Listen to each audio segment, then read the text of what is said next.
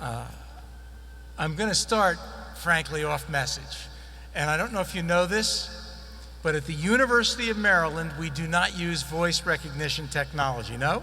There's a typist out there who I submitted some textual material to, so wherever you are, I apologize. The next couple moments, you're traveling without a net.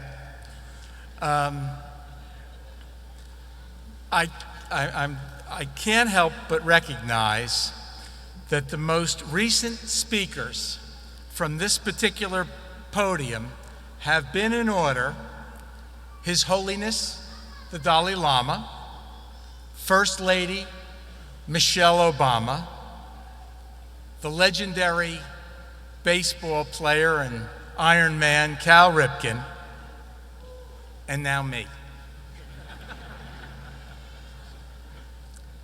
I have the irrational hope that this is just one more example of saving the best for last.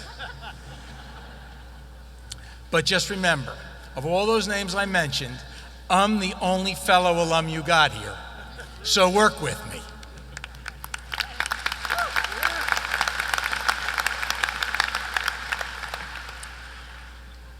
I also want to congratulate the two student speakers, Manis and Shantanu. This is just what I feared. The two of you were outstanding. I had specifically asked the administration if I could go first, and they told me no. And now I'm reminded why I asked for that. So if either of you is dissatisfied and wants a do-over, here's your shot. But I don't think it's necessary. You were great. You know, before any address of this magnitude, they tell you, you're advised, to close your eyes and just imagine the audience that you're going to be speaking in front of. But wow, I wish you could see how impressive you all are, truly. I really feel like I am looking at the future of business right now, not just in the United States, but around the world. So congratulations to every graduate and to your family members and friends. You've achieved something really special, and it's only just the start. I am truly honored to be a part of this milestone in your lives. So good afternoon. Vice Dean Russell, Dean Anandalingam in absentia, administrators, faculty, graduating students, parents, other students and friends, and good afternoon to my family and friends, as surprised as they are to see me here today. Today, I will do my very best to follow the rule of the 3 B's. Be smart, be brief, and be gone. At least 2/3 of that will be easy. I will be brief, I promise, and soon I will be gone. As for the be smart part, well, as my wife Fran always reminds me, you can only work with what you've got. Vice Dean Russell, thank you, truly, for those very gracious introductory remarks. You made them sound almost true. So members of the class of 2013, you may well be wondering, who is Eric Francis anyway, and why is he here speaking to us? You're not alone to wonder that. My family members had a unanimous reaction. Here's how it went when they heard I'd be speaking. Honey, my wife, Dad, my kids, Eric, my brothers and sisters, Uncle Eric, my godson, nieces and nephews. Their questions began with different titles, but they ended the same way. It's great you'll be speaking, but why you? Nice, right? Well, I thought about that myself, and I've decided that the answer isn't only the fact that President Obama, Hillary Clinton, and Warren Buffett had other plans today. Nope. I think the real reason I'm here is that I'm actually just like you. or at least I was exactly just like you, sitting where you are now, 42 years ago this very week, with exactly the same two thoughts on my mind. First, how long will this guy go on before the real celebration begins? And a key question as I thought about my life, what's next? Well, as far as your first question is concerned, I will keep my promise, so I won't be up here very long. For the second question, the one about what's next in your life, I will offer some thoughts that may just prove helpful to you as you find your answers to what's next in your life. There's something important I've learned in life. Found out in those 42 years that I wish someone would have told me back then, when I was sitting where you are right now. But before I share that learning, and to help you understand why it might be helpful to you, let me tell you a bit about what brought me here in the first place. Just like many of you, I grew up in a small town. I came to this huge state university seeking a diploma, wanting that piece of paper, and not really focused on the education it might take to get it. Compared to where I came from, our campus was like a giant new planet, and I was delighted by its size. This is a big school, and soon to be a Big Ten school. But the truth is, nothing about this school is the reason I actually came. You see, the love of my life from childhood had chosen her university. It was just down the road.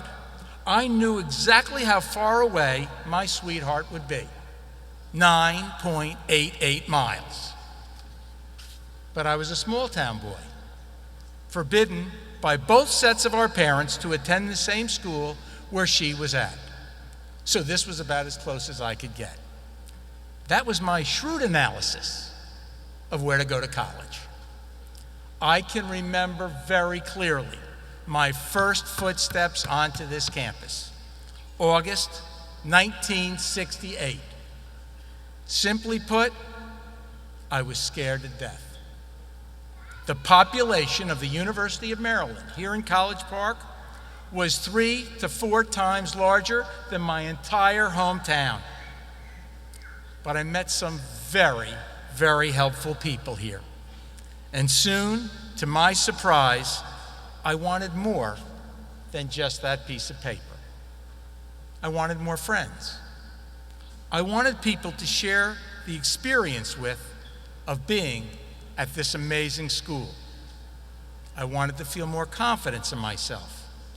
And even before I knew it, I found out I wanted to learn something here. What I soon came to realize was how fortunate I was to be here. And even though, as you now know, I didn't come here for the education, I am so glad I got it here.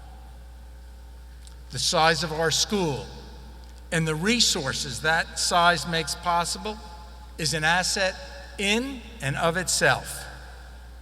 And graduates, the business school you've just attended is one of the tops in this country, with a truly outstanding faculty. The overall university consistently wins high ratings as one of the world's top global schools, from Washington, D.C., all the way to Shanghai. And with its focus right now on innovation and entrepreneurship, well, it just keeps getting better. So I lucked out by coming to Maryland. Oh, and by the way, that childhood sweetheart who led me to choose this school simply to be near her, that smart, pretty, motivated young girl, well, she's been my wife now for 43 years. the happiest 100 years of her life.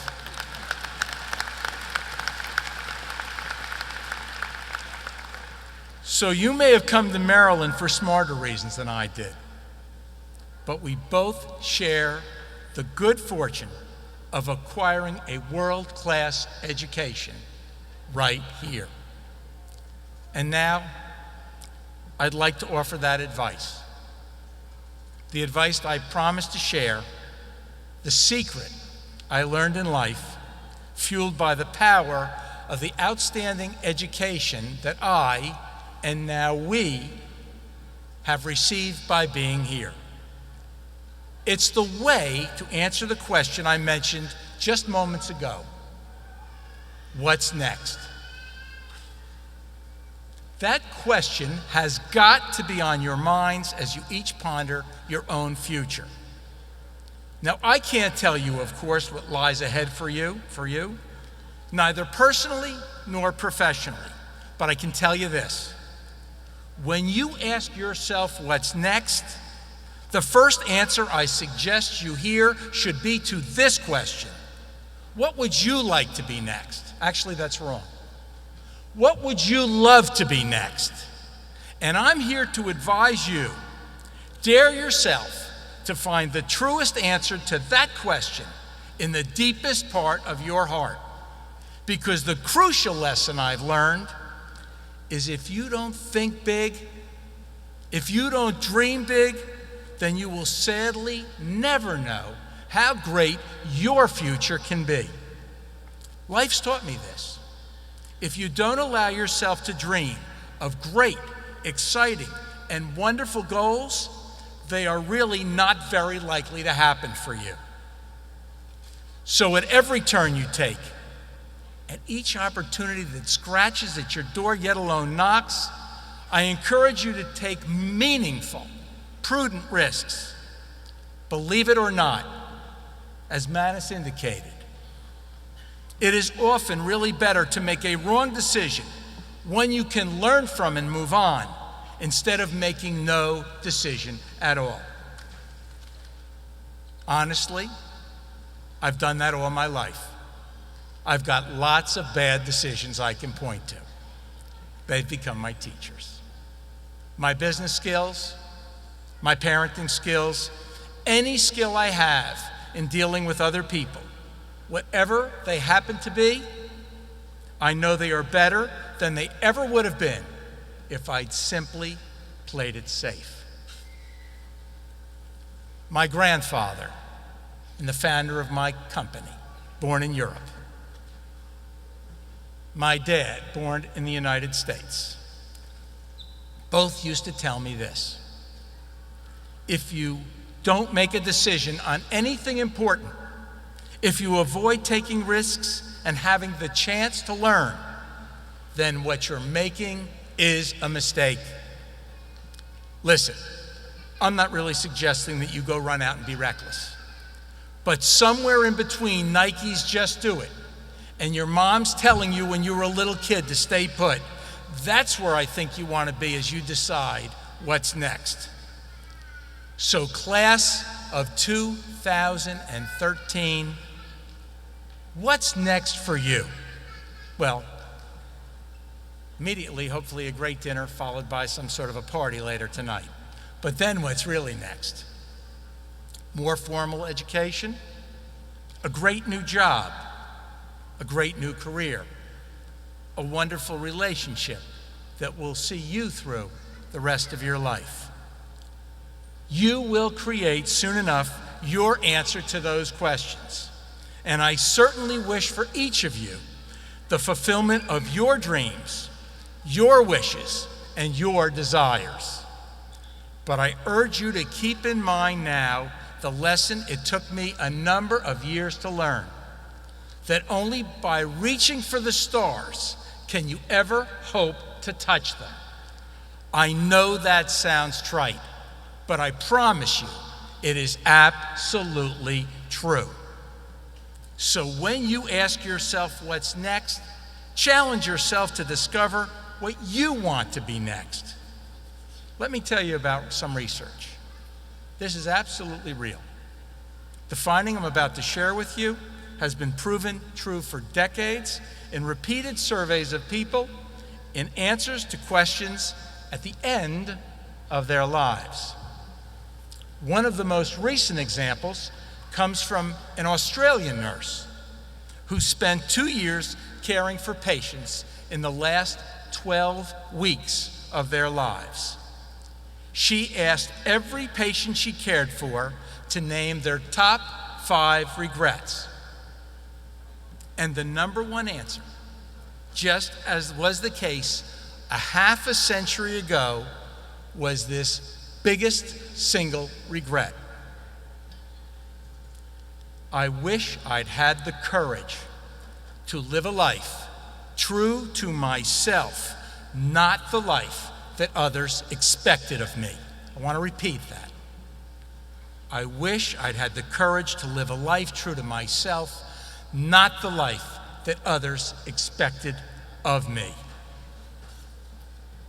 That's what I most wish for you. As you set out from here, when you ask yourself what's next, listen to your heart. What do you hope is next? What would you love to create as what's next? Answer that question from the bottom of your heart, and then I say, go for it. Again, only by reaching for the stars, the ones that shine the brightest for you, can you ever possibly hope to touch them. So class of 2013, go for it. Go for it with everything you've got. And now what's next for me is simply to thank you for your time, congratulate you again, and say God bless you and your efforts. Thank you.